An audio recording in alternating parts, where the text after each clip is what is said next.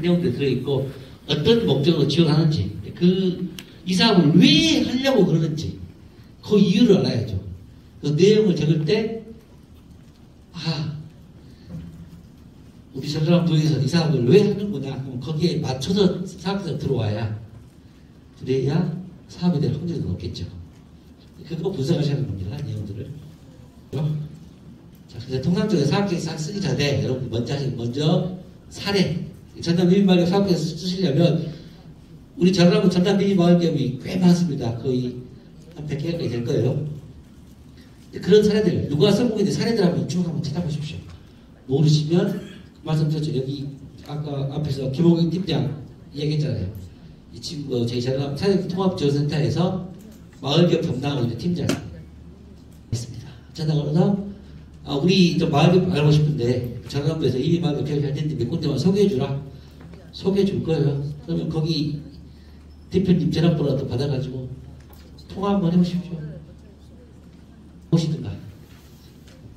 자, 그래서 이제 사례를 수집하고 그런 사례들 여기는 뭐 때문에 잘 됐고 여기는 왜 안 되는지 뭘 어려워하는지 그런 것들 한번 쭉 분석을 해보셔야죠.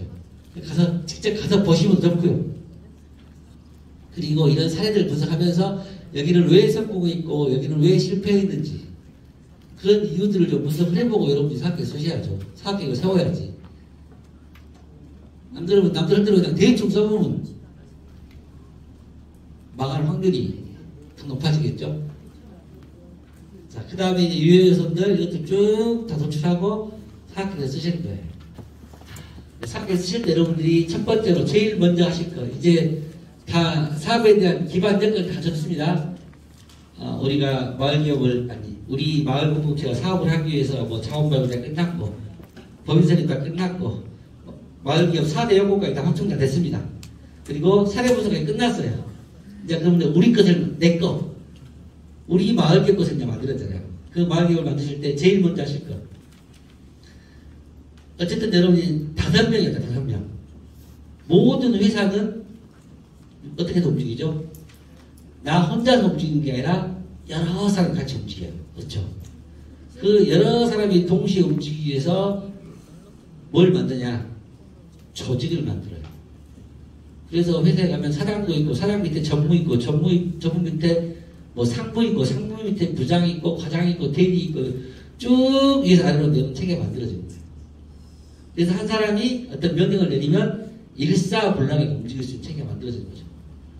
뭐 우리나라도 마찬가지로 우리나라도 대통령이 있고 장관이 있고 딱 있잖아요. 대통령이 명령 내리면 장관들이 쫙 밑에다 움직이잖아요. 공무원들이. 그것처럼 여러 사람이 한꺼번에 같은 목적을 가지고 움직일 수 있게 만든 게 바로 조직이에요. 조직. 여러분도 마을기업을 만들면 마을기업 내에서 대표자 뽑아야죠.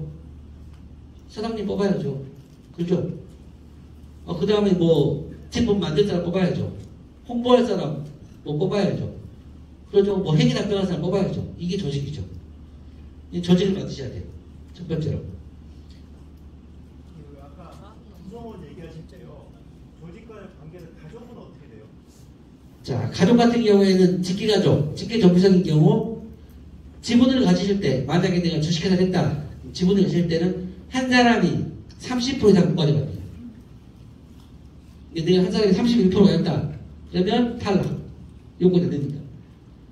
그 다음에 만약에 내가 우리 부부지간에 둘이 참석을 해요. 그럴 경우에는 직계존비속 부부 형제 다 포함해가지고 그 직계존비속이 50%를 넘으면 안 돼요.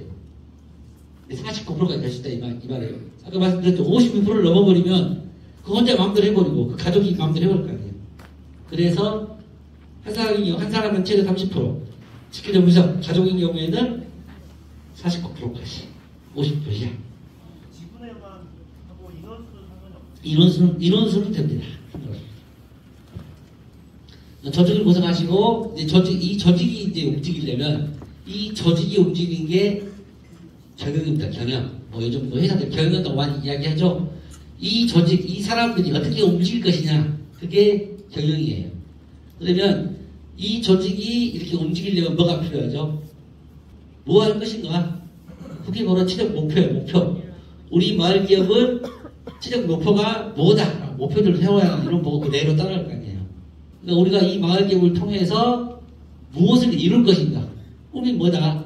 딱 목표를 세워야죠. 그래 이런 거고 쭉 따라가죠.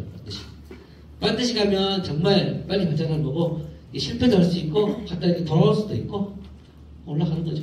그래서 여러분 제일 먼저 조직을 선정하셔야 5분, 뭐 10분, 5명이랑 5명들이 어떤 역할을 누가 맡고 뭘 할 것인지를 정의를 하셔야 돼요. 그리고 이 5명이 최종적으로 이루어야 될 목표가 무엇인지.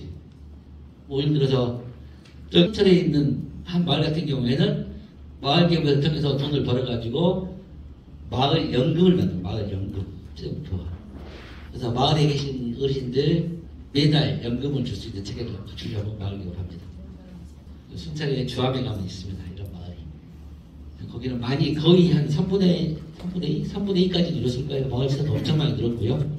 그리고 뭐 매달은 아니지만 그래도 1년에 한 번 정도는 어르신들 연금 줄 정도는 됩니다. 이게 진짜 목표예요. 마을 연금 드리면 마을 주민들 다 잘 사실 거 아니에요? 최소한. 아시다시피 도시처럼 뭐 농촌 마을이 돈을 많이 쓰는 건 아니니까. 그렇게 해서 목표를 합니다. 마찬가지 여러분도 한번 가셔가지고 여러분 마을의 조직이 어떻게 되고 목표가 무엇이고 이 목표를 이루기 위해서 우리가 무슨 노력을 해야 되는지 한번 적어보십시오. 처음부터 사업에 쓰려면 어렵습니다. 이렇게 조금씩 써놨다가 나중에 다 이으면 그게 사업 획세가 되는 거예요. 그러니까 마을의 목표들은 이런 것들이 대표적인 사례로 목표들입니다. 쭉 한번 있으니까 보시면 될 것 같고요. 그다음에 이렇게 이제 마을개업 사업을 구체화시키기 위해서는 초과적으로 이렇게 7단계가 7단계를 거치셔야 됩니다. 첫 번째는 마을 공동체 사업화 단계. 그래서 마을 주민 간의 만남과 대화가 가능한지, 마을 공동체에 관심이 있는지 없는지, 제가 말씀 제일 먼저 체크하실 거. 우리 마을에서 공동체가 이루어질 수 있냐 없냐, 가능하냐 안 하냐. 과연 이렇게 우리 주민과 소통이 되면서 공동체가 이루어질 여건이 되는지 먼저 보시라는 거예요. 두 번째는 그렇다면 돼 있으면 우리 공동체가 제일 바라는 비전이나 목표가 뭐냐.